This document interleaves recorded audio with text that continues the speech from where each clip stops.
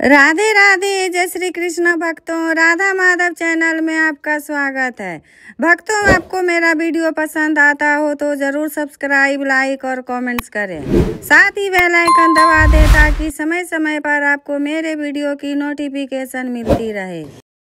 भक्तों, ऋषि दुर्वासा ने भक्त अम्बरीश से क्यों मांगी क्षमा, आइए सुनते हैं एक कथा। अम्बरीश एक प्रजापालक और हरि भक्त राजा थे। उनकी रानी भी उन्हीं की भांति वैष्णव विचारों की पति परायण नारी थी। राजा नियमित रूप से यज्ञ आदि किया करते थे और एकादशी के दिन निर्जला व्रत रखकर द्वादशी को ब्राह्मणों को गाय दान किया करते थे। अम्बरीश की परीक्षा लेने के लिए एक दिन महर्षि दुर्वासा अपने 88,000 शिष्यों के साथ वहां आ धमके। राजा ने उनका प्रेम पूर्वक अभिवादन किया। बोले, पधारिए महर्षि, आपके आगमन से आज मैं धन्य हो गया। मेरे योग्य कोई सेवा हो तो कहिए।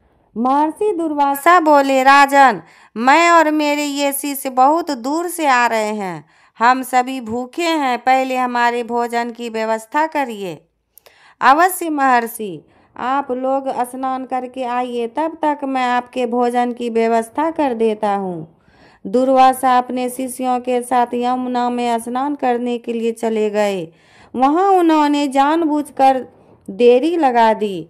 इस पर उनके शिष्यों ने कहा, गुरुदेव, हम सब स्नान कर चुके हैं, अब चलिए चलकर भोजन करेंगे। थोड़ी देर और ठहरो युवक, शायद वहाँ अभी भोजन की व्यवस्था पूरी न हो पाई हो, दुर्वासा ने कहा। दुर्वासा और उनके शिष्यों को लौटने में देरी होते देख अम्बरीश सोचने लगे, कहीं ऐसा तो नहीं कि महर्षि ने मेरे यहाँ भोजन करने का अपना विचार बदल दिया हो। ये साधु संत रमते राम होते हैं, किसी अन्य जगह चले गए तो मेरा व्रत अधूरा रह जाएगा। जब बहुत समय व्यतीत हो गया और दुर्वासा अपने शिष्यों सहित वापस न लौटे तो अम्बरीश ने उनकी और प्रतीक्षा करना उचित न समझा। उन्होंने चरणामृत लेकर अपना व्रत खोल लिया और दैनिक कार्यों में व्यस्त हो गए। कुछ देर बाद दुर्वासा अपने शिष्यों सहित वापस लौटे और राजा से बोले, राजन, हम लोग स्नान ध्यान से निवृत्त हो चुके हैं, अब आप भोजन की व्यवस्था कराइए। भोजन तो तैयार है महर्षि, अम्बरीश बोले, लेकिन मुझसे एक अपराध हो गया है, उसकी क्षमा चाहता हूँ। किस अपराध की क्षमा चाहते हो राजन? महर्षि, मैंने बहुत समय तक आप लोगों के लौटने की प्रतीक्षा की, किंतु जब आप न आए तो यह सोचकर मैंने अपना व्रत खोल लिया कि शायद आप किसी अपने अन्य भक्त के यहाँ भोजन करने के लिए चले गए हैं, राजा ने विनीत स्वर में कहा। यह सुनकर महर्षि दुर्वासा गुस्से से आग बबूला हो गए। कड़क कर बोले, मूर्ख राजा, तेरी इतनी हिम्मत कि संतों को झूठा भोजन कराए। महर्षि, क्षमा कर दो, मैंने स्वयं अभी भोजन नहीं लिया है, सिर्फ भगवान का चरणामृत लेकर अपना व्रत खोला है।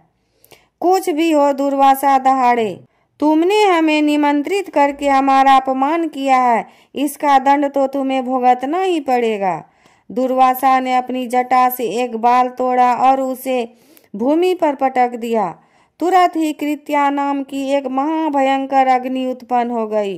कृत्या अपना विकराल मुख खोलकर राजा को भस्म करने के लिए दौड़ पड़ी। राजा ने धैर्य न खोया और न ही वे भयभीत हुए। वे वहीं भूमि पर बैठ गए और हरि नाम का स्मरण करने लगे। हे प्रभु, मेरी रक्षा करो। महर्षि दुर्वासा क्रोध के वशीभूत होकर मुझ निर्दोष को दंडित करने पर उतारू हैं। अब आप ही इनके कोप से मेरी रक्षा कर सकते हैं। अम्बरीश की करुण पुकार क्षीर सागर में शेष शैया पर लेटे भगवान विष्णु के कानों तक पहुंची। वे तुरंत उठे और लक्ष्मी जी से बोले, देवी लक्ष्मी, मेरा कोई भक्त मुझे आर्त स्वर में पुकार रहा है, मैं उसकी रक्षा के लिए मृत्यु लोक में जा रहा हूँ। सुदर्शन चक्र उंगली पर उठाए भगवान विष्णु अपने वाहन गरुड़ पर सवार हुए और मृत्यु लोक की ओर चल पड़े। आकाश में अदृश्य रहकर श्री हरि ने नीचे अम्बरीश के महल का सारा दृश्य देखा। उन्होंने अम्बरीश की रक्षा के लिए सुदर्शन चक्र चला दिया। चक्र ने दुर्वासा द्वारा पैदा की गई कृत्या को जलाकर राख कर दिया। तुरंत ही चक्र ने अपनी दिशा बदली और वह दुर्वासा का सिर काटने उनकी ओर बढ़ा। यह देखकर दुर्वासा भयभीत हो गए और अपनी जान बचाने के लिए वहां से भाग निकले, किंतु चक्र ने उनका पीछा करना न छोड़ा। दुर्वासा जहां जहां जाते चक्र उधर ही पहुंच जाता। दुर्वासा भागकर अमरावती में देवराज इंद्र के पास पहुंचे और भयभीत स्वर में बोले, मेरी रक्षा करो देवराज, भगवान विष्णु का सुदर्शन चक्र मुझे समाप्त करना चाहता है। इस पर इंद्र ने कहा, मैं विवश हूँ महर्षि, भगवान विष्णु के सुदर्शन चक्र का सामना करने की मुझ में शक्ति नहीं है। उचित यही है कि आप पितामह ब्रह्मा की शरण में जाएं।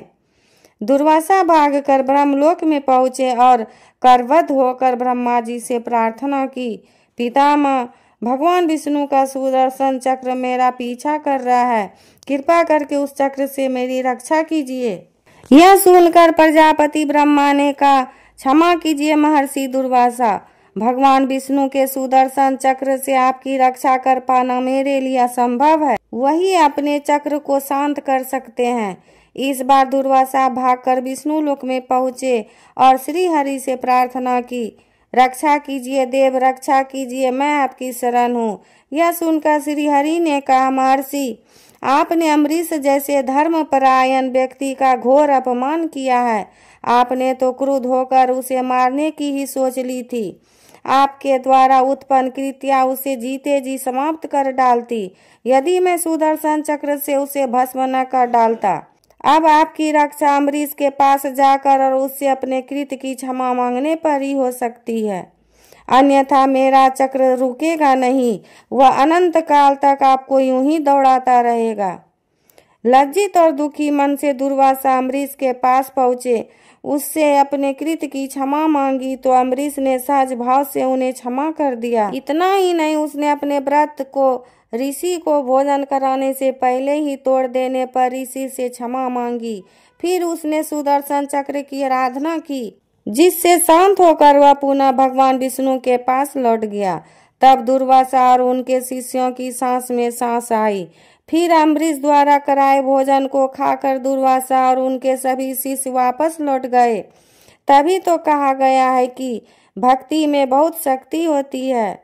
भक्त के प्रेम में फंसकर भगवान स्वयं उसके पास दौड़े दौड़े चले आते हैं। राधे राधे, जय श्री कृष्ण।